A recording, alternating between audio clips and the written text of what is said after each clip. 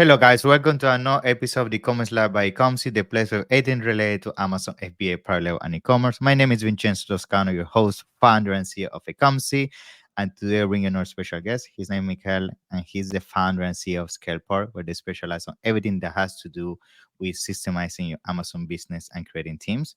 And on top of that, he sold and exited an Amazon eight-figure business. So he has a ton of experience when it comes to go from 0 to 100, and that's what we're going to be talking about today, because I feel Amazon sellers struggle a lot to really understand once they reach certain stage how you create the right systems and teams within your business so the business can basically work without you being there night and day. So Michele, it's a pleasure to have you on the show. How you doing, my friend? I'm happy to be here. Thank you for inviting me, and I'm doing well. And it's a pleasure, man. We just shared an amazing few days in Prague, where Orange Click, the European Seller Conference. So it was a great experience, man. What do you think about the event? Was good, right? Yeah, I enjoyed it a lot. This was my second year. I also attended last year when I was speaking, and this year I just came to learn and meet other people, and it was great. I feel like it's getting better every year, so I'm already excited for the next one. Yeah, it's super exciting because at the same time, I feel the nice thing of this event is that they bring speakers from all around the globe and is bringing experience to the European market that is lacking. And I feel the European sellers are definitely benefiting from that. So it was awesome. Now, let's start with you, Michael. I mean, you have an amazing experience as a seller before, of course, jumping to your company Scalport. So let's touch a little bit on that because it's not a everyday thing that people are able to grow a business up to eight figures and have an exit. So tell me how that happened. Yeah, so I spent 4 years managing and growing an Amazon business, which we scaled to 8 figures. We sold the business in 2021. I built the business with my business partner, Miles.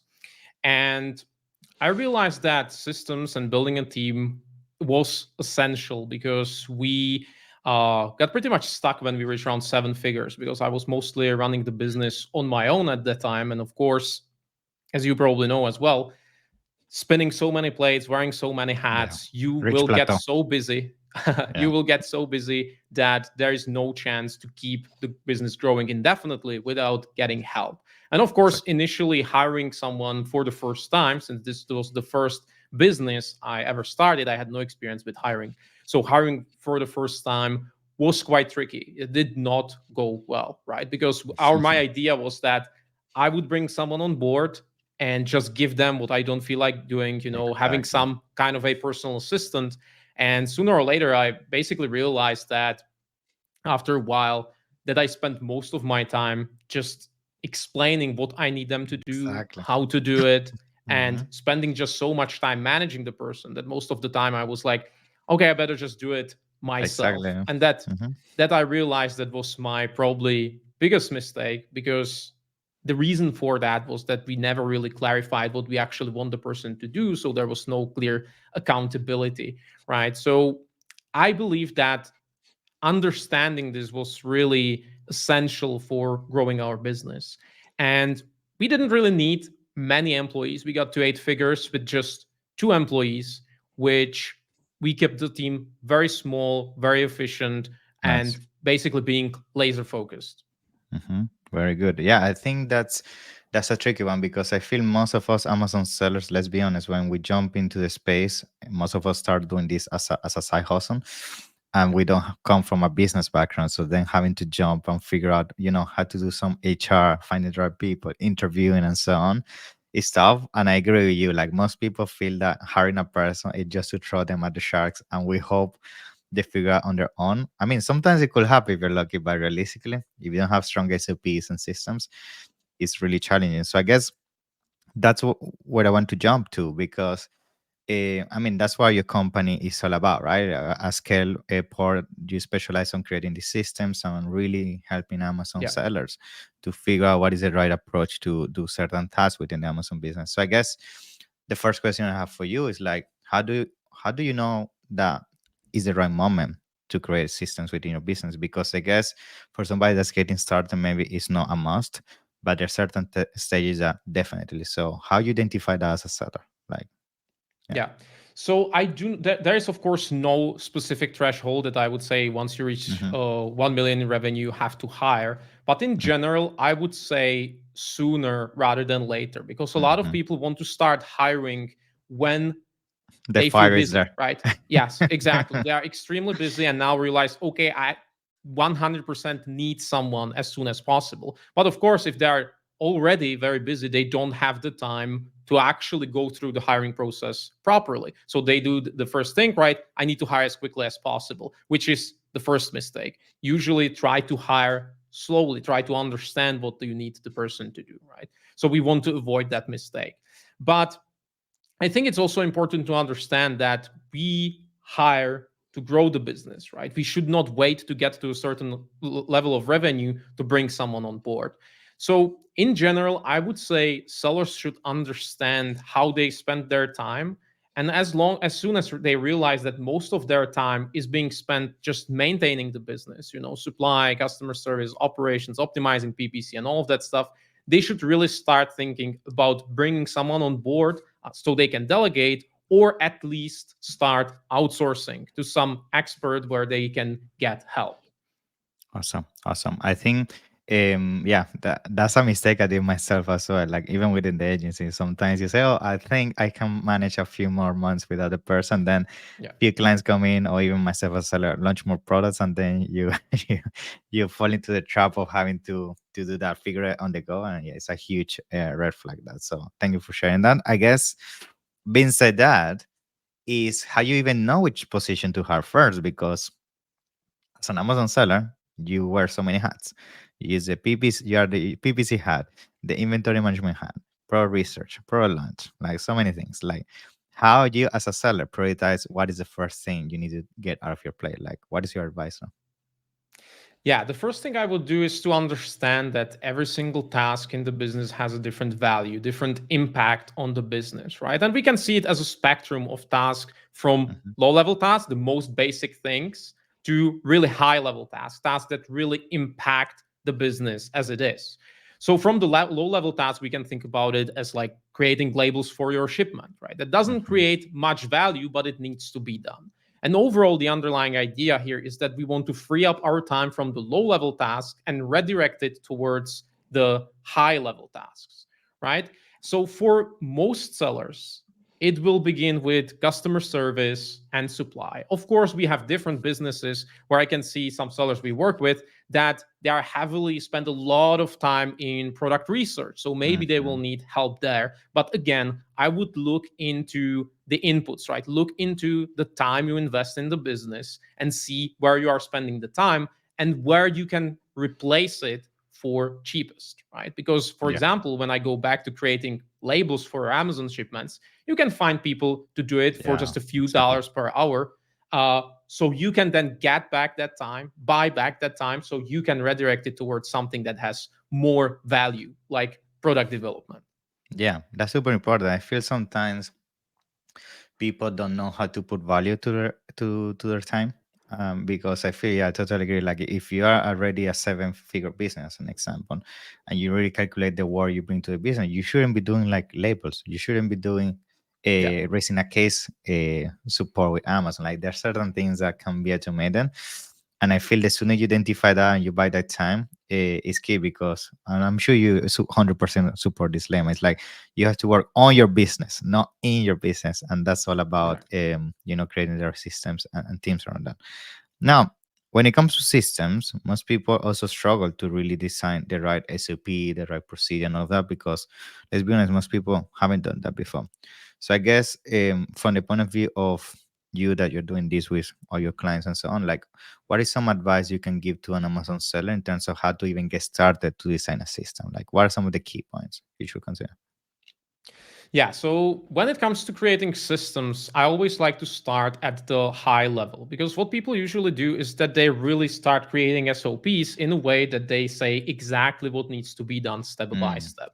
But of course, if we want to create an SOP for every single thing we do in business and we Yeah. want to make everything step by step, by the time you finish this huge database of SOPs, you can start over again because everything's changed, right? Yeah. So the first step, I would say, focus on the high level. That's where you want to be as structured as possible. And when you get closer to specific tasks, let there be some freedom, focus on the SOPs, rather record a video than writing down a super structured step-by-step document.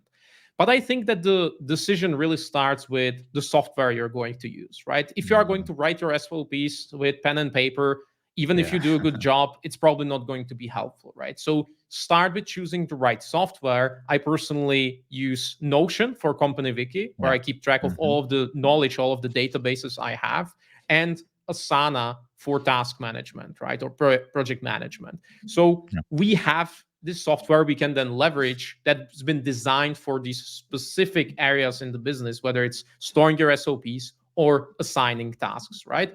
And once we do that, once we choose the software we wish to use, start at the high level. What are the systems in the business, right? Product development, supply, customer service, marketing. Start categorizing it so you can actually see what are the different areas and different functions in the business. And this categorization then also helps understand what you need to delegate, where you need the help. It makes you understand what are the areas where you will hire someone, what is the specific role, right?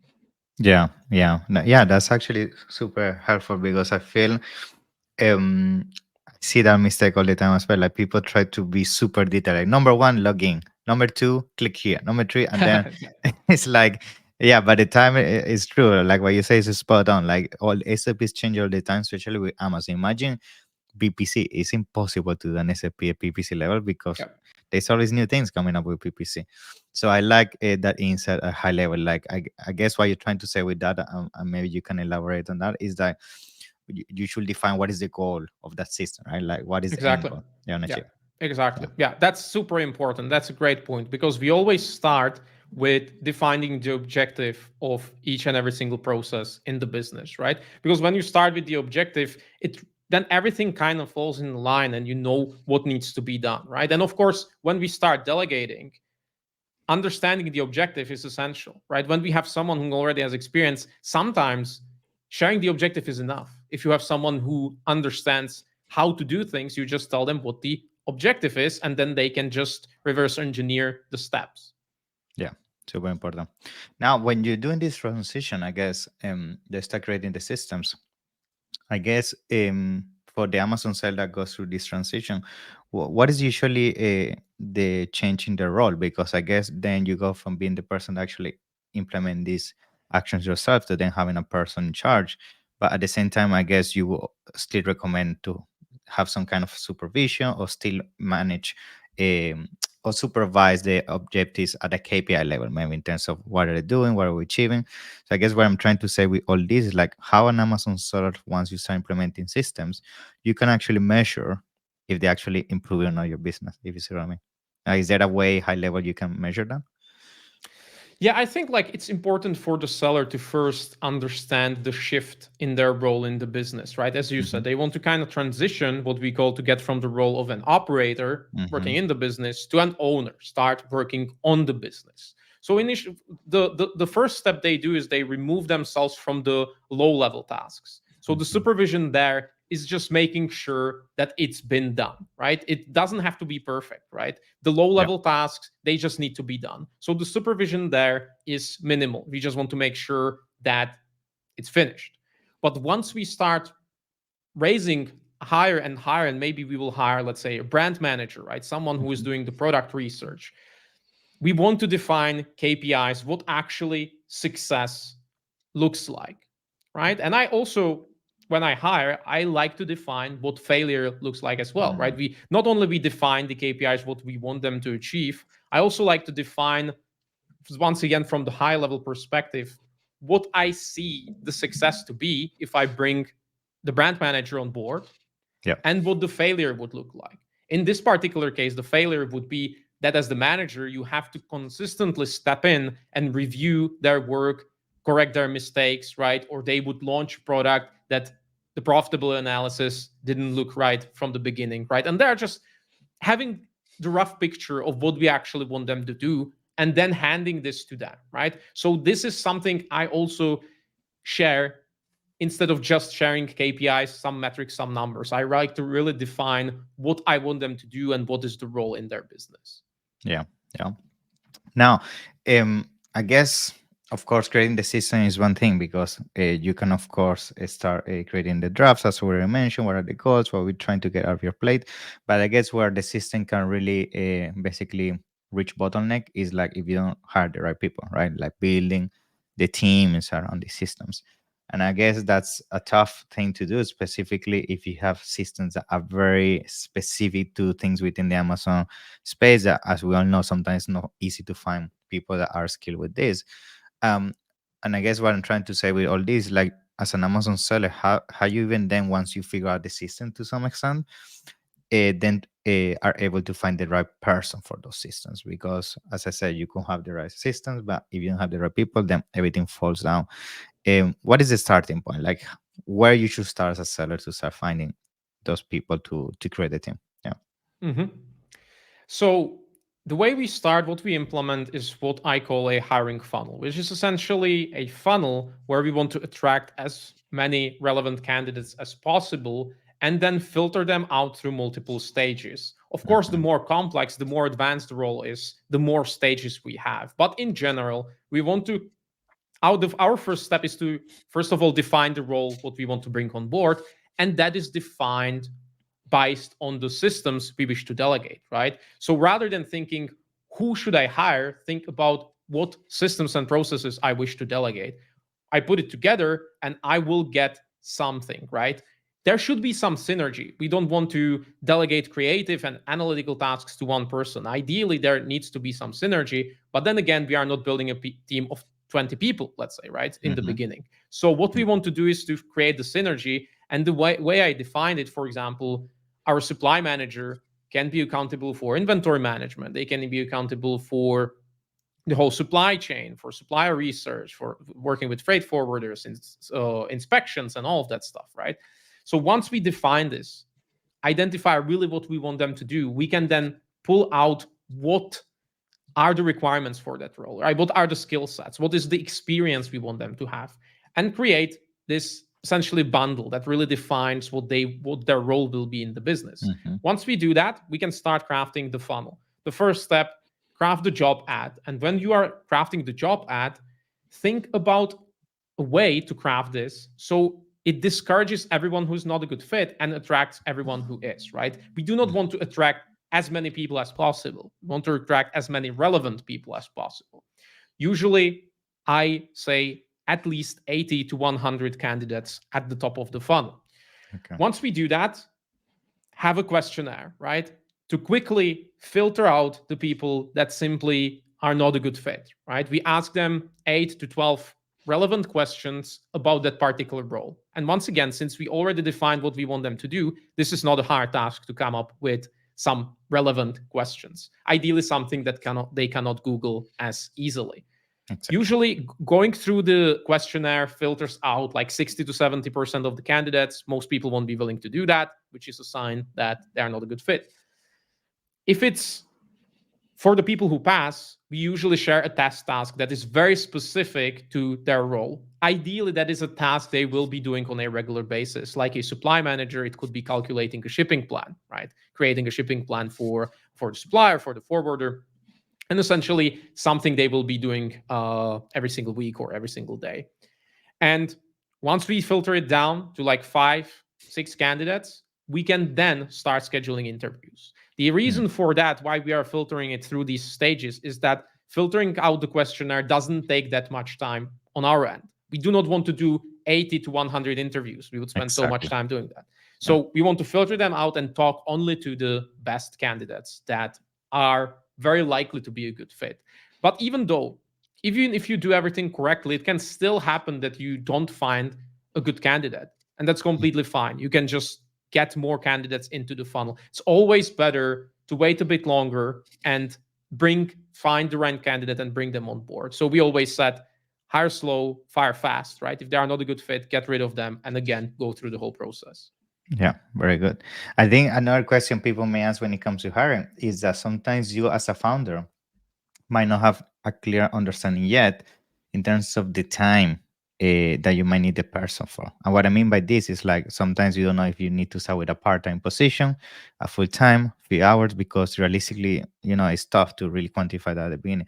So I guess when you're doing your hiring process, do you also take that in consideration, like how you define if you need a part-time, a full-time, like how, it's tough. That's why I think it's an interesting question, like for the sellers listening this right now. Yeah.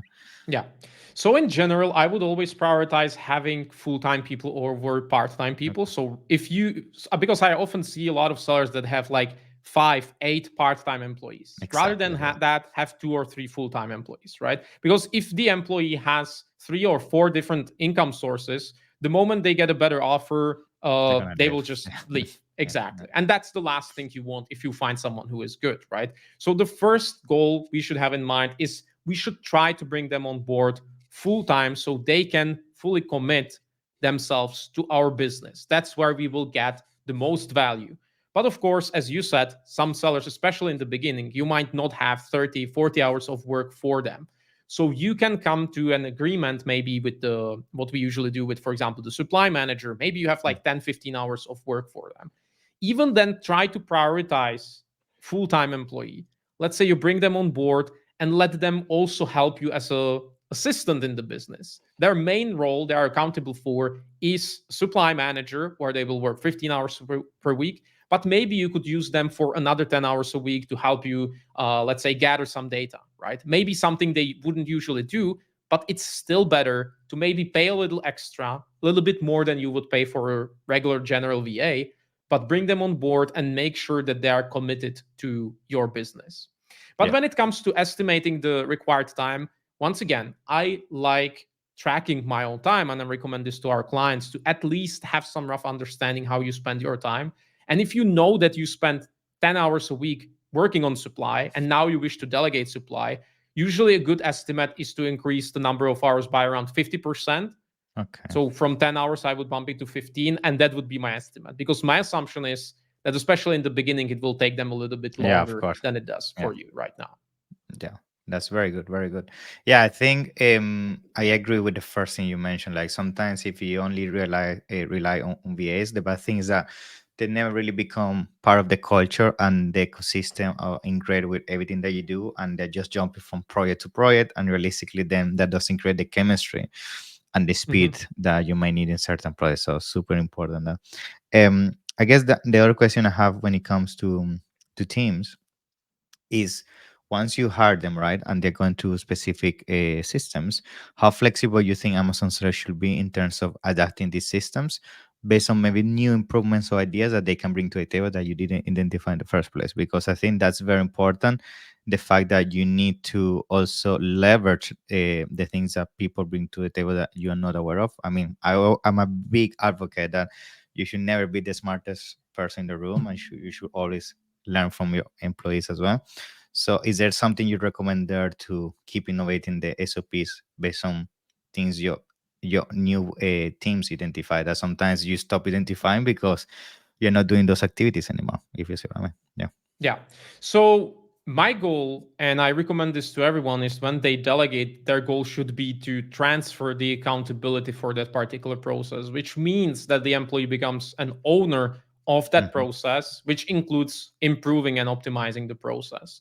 But of course, your role then as the owner, one of the roles is to identify the bottlenecks in the business. So Hmm. maybe then it's your job to identify that there is something wrong with the process and there are some improvements to be made.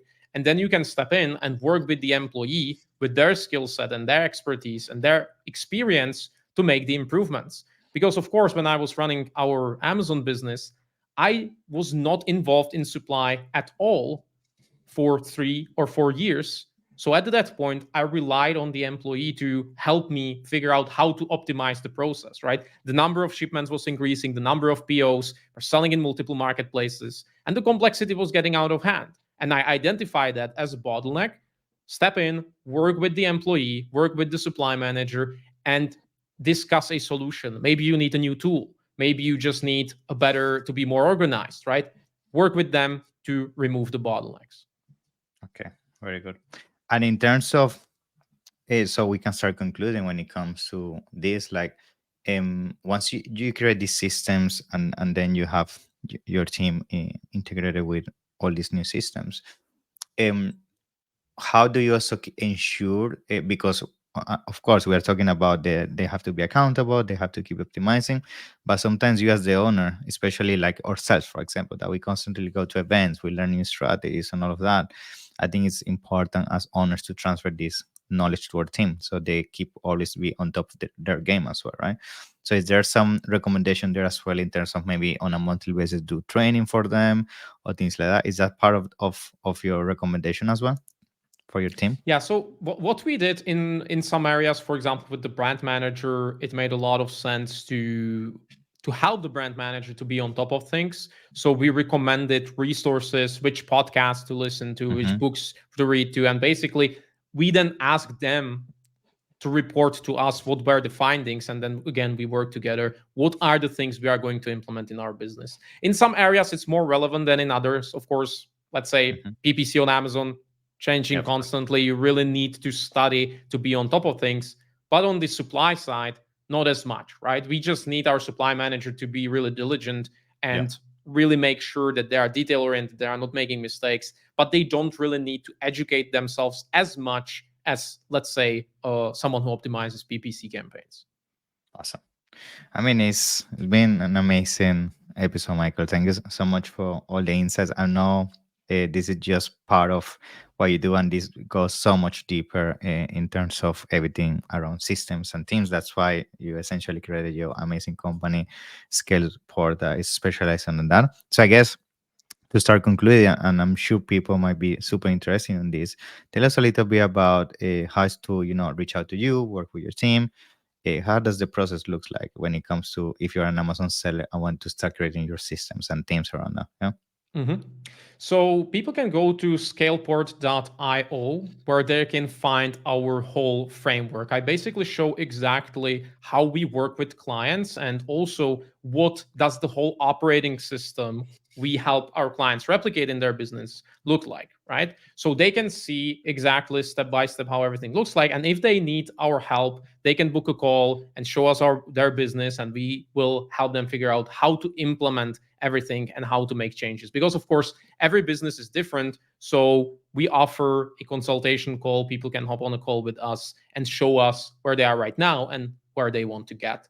I also have a YouTube channel where I talk Nice. about similar topics because, of course, as you said, there are so many topics that really connect to this, whether it's Mhm. hiring, delegating, or building the systems, about using different software. So they can find me there. Just search for my name, Michal Špecián, and you will find me there. And if you need our help, you can find us on our website, and you can also send me an email. I'm always happy to reply and answer questions. Thank you, Miguel. So it's been a pleasure. Thank you so much for being on the show. I'm sure people are going to benefit so much from your knowledge. In the meantime, yes, I wish you all the best. And I'm sure I'm going to see you soon at upcoming events. So it's a pleasure to have you, man. Thank you for being here. Yeah. Thank you for inviting me. Thank you. Bye bye.